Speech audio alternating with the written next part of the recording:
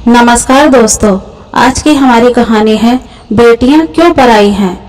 एक बेटी का कड़वा सच। वो आज भी रोज शाम को मेरे स्टॉप पर जाते हैं और मेरा वेट करते हैं, जहां से मैं और वो रोज शाम को एक साथ घर जाते हैं।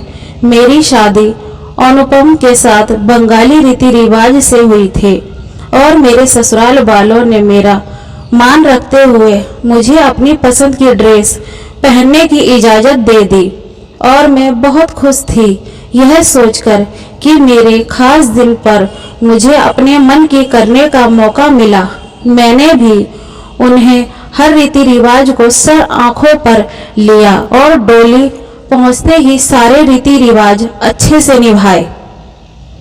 एक दिन मैं अपने मायके गई हुई थी तो देखा पापा दिन ब दिन कमजोर होते जा रहे थे और कुछ सोच में डूबे रहते हैं।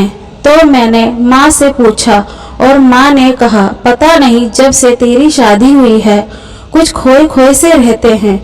शायद बहुत मुश्किल होता होगा अपने दिल के एक टुकड़े को एक ऐसे हाथों में सौंप देना जिनको वो अभी अच्छे से जानते भी नहीं थे। मैंने पापा के साथ शाम की चाय पी और जानने की कोशिश की कि आखिर बात क्या है, लेकिन कुछ समझ नहीं आया।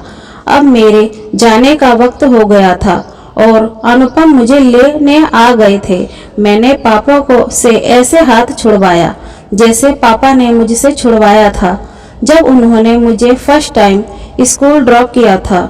मैंने पापा को कहा कि मैं जल्दी ही आऊंगी मिलने और मैं चली गई। कुछ दिन बाद मेरे चाचा का मेरे हालचाल लेने के लिए फ़ोन आया तो उन्होंने बताया कि मेरे पापा अभी तक ये एक्सेप्ट ही नहीं कर पाए हैं कि मैं अब पराई हो गई हूँ और उनके साथ नहीं रहती।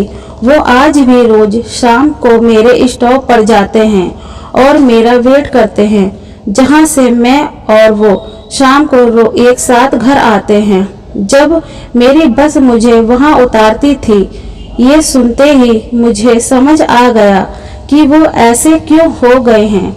मैं अपने आंखों से आंसू पोंछती हुई बालकनी में जाकर बारिश को देखने लगी और सोचने लगी कि भले ही बेटों को कह दिया जाए कि बहू के आने के बाद तुम पराए हो गए हो, लेकिन कड़वा सच ये है कि बेटी का तो शादी के बाद हकदार ही बदल जाता है और उस बाप के पास रह जाती है बस यादें, कुछ खट्टी कुछ मीठी सी।